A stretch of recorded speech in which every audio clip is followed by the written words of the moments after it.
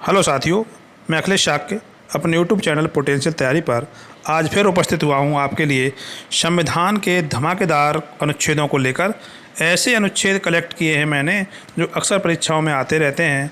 आने वाली परीक्षाओं में ये बहुत ही इम्पोर्टेंट होने वाले प्रश्न हैं। साथियों, ध्यान से पढ़िए, समझिए, आप चाहें तो नोट भी कर लीजिए। और साथियों, अगर आप चैनल पर पहली बार आ रहे हैं या नए हैं तो चैनल को सबसे पहले सब्सक्राइब कर लीजिए। और चलते हैं पहले प्रश्न की ओर। पहला प्रश्न है, मूल संविधान में कितने अनुच्छेद थे? साथियों, विकल्प दिए हैं 368, 370, 390 और 395। इस प्रश्न का सही उत्तर है 395। मूल संविधान में 395 अनुच्छेद थे और आज भी हमारे संविधान में अनुच्छेदों की अंतिम संख्या 395 ही है। हालांकि गणना के हिसाब से अनुच्छेदों की संख्या कुछ बढ़ गई है, बट अंतिम अनुच्छेद आज भी 395 ही है। अगला प्रश्न है, किस अनुच्छेद के तहत शिक्षा के अधिकार को मूल अधिकार का दर्जा प्राप्त है? अनुच्छेद 19, अनुच्छेद 20, अनुच्छेद 21 और अनुच्छेद 21 का।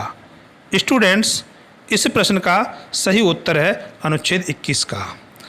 अनुच्छेद 21 का की अगर बात करते हैं तो संविधान के 86वें संशोधन द्वारा 2002 में जो हुआ था उसके तहत शिक्षा को मूल अधिकार का दर्जा प्रदान किया गया है। और संविधान के भाग 3 अर्थात मूल अधिकार वाले भागों में एक नया अनुच्छेद 21 का जोड़ा गया और शिक्षा को मूल अधिकार का दर्जा प्राप्त हुआ। अगला प्रश्न है, शोषण के विरुद्ध अधिकार का प्रावधान संविधान के किन अनुच्छेदों के अंतर्गत है? विकल्प दिए हैं अनुच्छेद 19 से 22 है, अनुच्छेद 23 से 24 और अनुच्छेद 25 से 28 और अनुच्छेद 29 से 30। तो छात्रों, शोषण के विरुद्ध अधिकार का प्रावधान संविधान के अनुच्छेद 23 और 24 में है, तो इसका विकल्प बी सही है। अगला प्रश्न है, कौन सा अनुच्छेद अस्पृश्यता का अंत करता है? छात्रों, मूल अधिकारों के अंतर्गत समानता का अधिकार। समानता का अधिकार में अनुच्छेद 14 से 18 तक अस्पृश्यता के अंत का प्रावधान है और इसके लिए सही उत्तर है अनुच्छेद 17। अनुच्छेद 17 अस्पृश्यता अथवा छुआछूत का अंत करता है। अगला प्रश्न है, किस अनुच्छेद को डॉक्टर भीमराव अंबेडकर ने, डॉक्टर BR अम्बेडकर ने संविधान की हृदय और आत्मा कहा है? विकल्प हैं अनुच्छेद 25, अनुच्छेद 32, अनुच्छेद 19 और अनुच्छेद 23। तो साथियों, इस प्रश्न का सही उत्तर है अनुच्छेद 32। विकल्प बी में अनुच्छेद 32 दिया है। अनुच्छेद 32 में संवैधानिक उपचारों का अधिकार है जो संविधान में उल्लिखित छठा मूल अधिकार है। इसके तहत अगर किसी नागरिक के मूल अधिकारों का हनन होता है, उल्लंघन होता है या मूल अधिकारों में किसी प्रकार की कमी की जाती है तो वह नागरिक अनुच्छेद 32 के तहत सुप्रीम कोर्ट की शरण ले सकता है और अपने मूल अधिकारों की रक्षा कर सकता है। अगला प्रश्न है, संविधान संशोधन की प्रक्रिया का प्रावधान किस अनुच्छेद में है? विकल्प ए 343, बी 333, सी 368 और डी 370। तो साथियों, इस प्रश्न का सही उत्तर है अनुच्छेद 368। हमारे भारतीय संविधान में संविधान संशोधन की प्रक्रिया दक्षिण अफ्रीका के संविधान से ली गई है और इसका उल्लेख अनुच्छेद 368 में दिया गया है और इसके लिए भाग 20 निर्धारित किया गया है। अगला प्रश्न है, राष्ट्रपति पर महाभियोग की प्रक्रिया का प्रावधान किस अनुच्छेद में है? विकल्प दिए हैं अनुच्छेद 60, अनुच्छेद 61, अनुच्छेद 52 और अनुच्छेद 55। तो साथियों, इस प्रश्न का सही उत्तर है विकल्प बी अनुच्छेद 61। अनुच्छेद 61 में राष्ट्रपति पर महाभियोग की प्रक्रिया का प्रावधान दिया गया है। उसमें कंडीशन बताई गई है, राष्ट्रपति यदि संविधान का अतिक्रमण करता है तो संसद द्वारा चलाई जाने वाली एक अर्ध न्यायिक प्रक्रिया है जिसे महाभियोग कहा गया है। महाभियोग की प्रक्रिया संसद के किसी भी सदन में प्रस्तावित की जा सकती है, किंतु इसे दोनों सदनों में पारित किया जाना आवश्यक होता है। अगला प्रश्न है, the attorney general of India का प्रावधान किस अनुच्छेद में है? इसे अगर हिंदी में कहें तो भारत का महान्यायवादी। तो भारत के महान्यायवादी का प्रावधान संविधान के अनुच्छेद 76 में दिया गया है, तो इसका विकल्प सी सही है। अगला प्रश्न है, लोकसभा के गठन का प्रावधान किस अनुच्छेद में है? छात्रों विकल्प दिए हैं अनुच्छेद 78, अनुच्छेद 79, अनुच्छेद 80 और अनुच्छेद 81। तो साथियों इस प्रश्न का सही उत्तर है अनुच्छेद 81। अनुच्छेद 81 विकल्प डी इसका सही आंसर है। और अनुच्छेद 81 में लोकसभा के गठन का प्रावधान है, अनुच्छेद 80 में राज्यसभा के गठन का प्रावधान है और अनुच्छेद 79 में संसद के गठन का प्रावधान है। अगला प्रश्न है, भारत की राजभाषा से संबंधित प्रावधान किस अनुच्छेद में है? विकल्प दिए हैं अनुच्छेद 243, अनुच्छेद 343, अनुच्छेद 152 और अनुच्छेद 370। तो साथियों इस प्रश्न का सही उत्तर है विकल्प बी अनुच्छेद 343। 343 में भारत की राजभाषा हिंदी बताया गया है और हिंदी भारत की राजभाषा है और उसकी जो लिपि है वो देवनागरी लिपि है। तो इसका विवरण अनुच्छेद 343 में दिया गया है। अगला प्रश्न है, ग्राम पंचायतों के गठन से संबंधित अनुच्छेद कौन सा है? विकल्प दिए हैं अनुच्छेद 40, अनुच्छेद 45, अनुच्छेद 50 और अनुच्छेद 51। साथियों संविधान के भाग 4 राज्य के नीति निर्देशित तत्वों में ग्राम पंचायतों के गठन से संबंधित प्रावधान दिए गए हैं और इसके लिए सही उत्तर है विकल्प ए अनुच्छेद 40। अगला प्रश्न है, कौन सा अनुच्छेद उपाधियों का उन्मूलन करता है? साथियों यह अनुच्छेद भी समानता के अधिकार के अंतर्गत है। मूल अधिकारों में पहला जो अधिकार है समानता का अधिकार और उसमें अनुच्छेद 14 से 18 तक प्रावधान दिया गया है।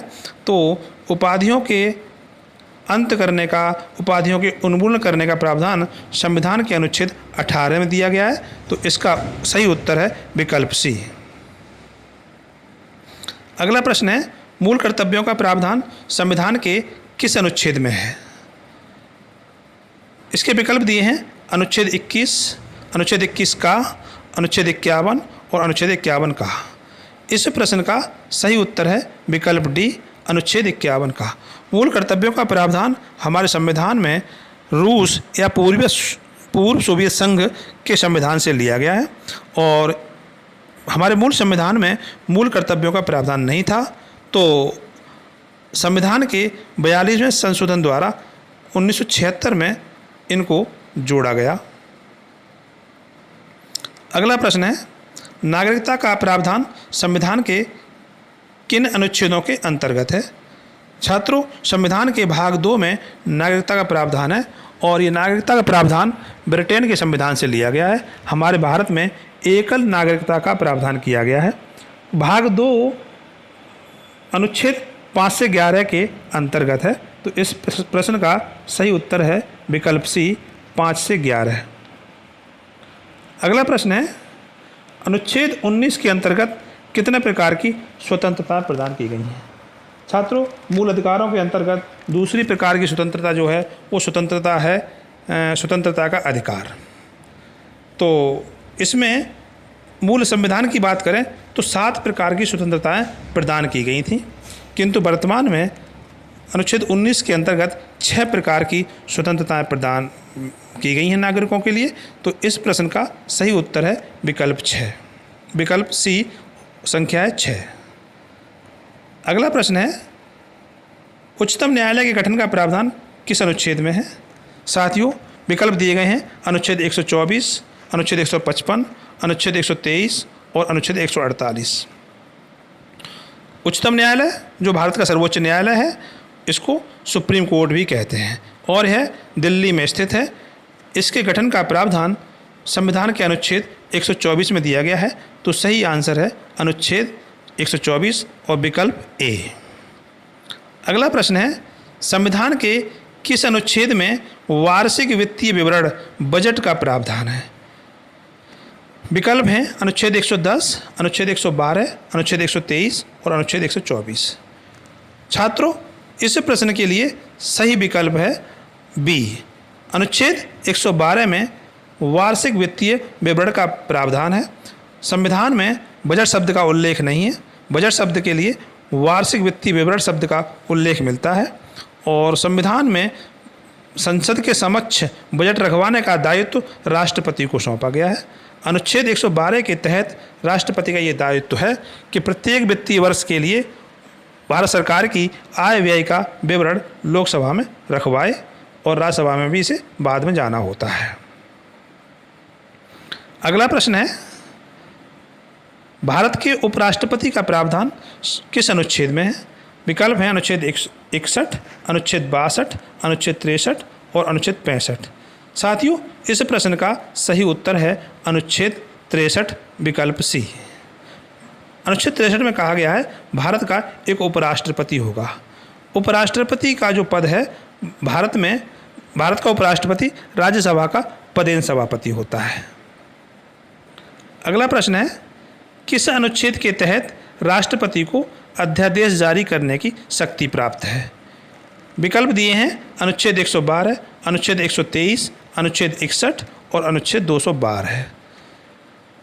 छात्रों, इस प्रश्न का सही उत्तर है विकल्प बी अनुच्छेद 123। अनुच्छेद 123 के तहत राष्ट्रपति को अध्यादेश जारी करने की शक्ति प्राप्त है। अंतिम प्रश्न है, संघीय मंत्रिपरिषद के गठन का प्रावधान किस अनुच्छेद में है? विकल्प दिए हैं अनुच्छेद 75, अनुच्छेद 76, अनुच्छेद 77 और अनुच्छेद 79। साथियों, इस प्रश्न का सही उत्तर है अनुच्छेद 75 विकल्प ए।